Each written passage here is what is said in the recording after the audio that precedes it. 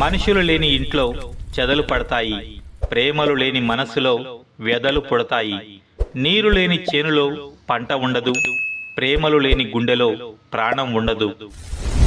నీ భయం గురించి చెప్పుకుంటే పిరికివాడివి, నీ బాధల గురించి చెప్పుకుంటే బలహీనుడివి.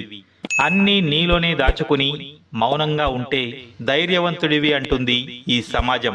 గుర్తుంచుకో, మనిషి మానసికంగా కుంగిపోవడం మొదలు పెడితే చీమ దోమ కూడా మనిషి మీద ఆధిపత్యం వహిస్తుంది.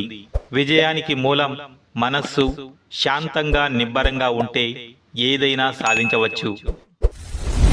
సముద్రం పక్కనే ఇల్లు ఉన్నా ఇంట్లో మంచినీరు అయిపోతే బిందె తీసుకుని సముద్రం వద్దకు వెళ్ళం. అలాగే మన చుట్టూ ఎన్ని బంధాలు ఉన్నా మనల్ని అర్థం చేసుకునే వాళ్ళ దగ్గరికి మాత్రమే మన సంతోషాన్ని బాధని పంచుకోగలం.